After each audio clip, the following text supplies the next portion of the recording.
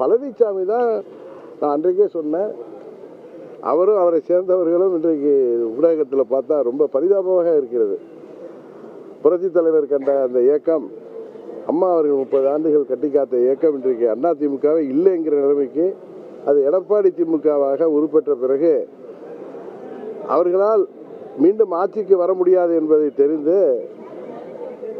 பழனிசாமி ஒவ்வொரு இடங்களிலும் அதோ பிள்ளையார் சொல்லி போட்டுட்டாங்க அப்படின்னு அவர் ரொம்ப புலகாங்கிதமிருந்து கத்துவதை பார்த்தாலும் அவரை சேர்ந்த சிலர்கள் விஜய்க்கு பவன் கல்யாணையும் அவர் யாரு அவருடைய சிரஞ்சீவியெல்லாம் கோடிட்டு இது கூட வாங்க வாங்கன்னு கூப்பிடுறது உண்மையாகவே தமிழ்நாட்டு மக்கள் அதை பார்த்து நகைக்கிறார்கள். இவர்கள் பழனிசாமி என்ன ஒன்றை உணர்ந்திருக்கிறார் என்று தெரிகிறது. தன் தலைமையிலான கட்சி உறுதியாக இந்த தேர்தலில் வெற்றி பெற முடியாது. அதனால் விஜய் தலைமையை ஏற்று அவரிடம் கூட்டணி செல்வதற்கான ஒரு அழைப்பாகத்தான் விஜய் எங்களை ஏற்றுக்கொள்ள வேண்டும் என்று அவர் சொல்வதாகத்தான் அது எல்லோருமே பேசிக்கொள்கிறார்கள். இதை நான் சொன்ன உடனே விஜயோட போறீங்களாங்க, அவர் சொன்னதை நான் உங்களுக்கு புரிய வைக்கிறேன், தெரியப்படுத்துகிறேன். உங்களுக்கு அந்த சில பேர் கூவி கூவி விஜய் அழைக்கிறாங்களே அவர்களுக்கு, அவர் ஒரு உச்சபட்ச நடிகர், அவ்வளவு வருமானத்தையும் புகழையெல்லாம் விட்டு இந்த கல்லாப்பட்டி பழனிசாமியை முதலமைச்சர் ஆக்குவதற்கு அவரை தோலை தூக்கிட்டாலே போறாரா? இது ஒரு சிறு குழந்தையை கேட்டால் கூட சரி சொல்லும்.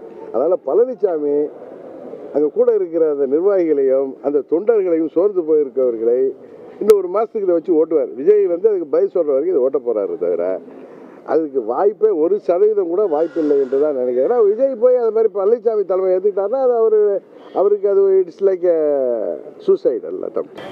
இந்த எக்ஸ்பைரி டேட் தெரியுமா? எக்ஸ்பைரி டேட் இந்த மெடிசன் இருக்குது பாருங்கள், எக்ஸ்பைரி டேட்டுக்கு முன்னாடி அந்த மெடிசன் சாப்பிட்டா நமக்கு குணமாகும்.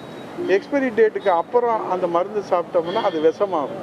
அது மருந்தா விஷமான்றது பார்த்துக்கோங்க. எக்ஸ்பைரி டேட் பொலிட்டிஷியனை பற்றி விவாதிக்க அவசியம் இல்லை.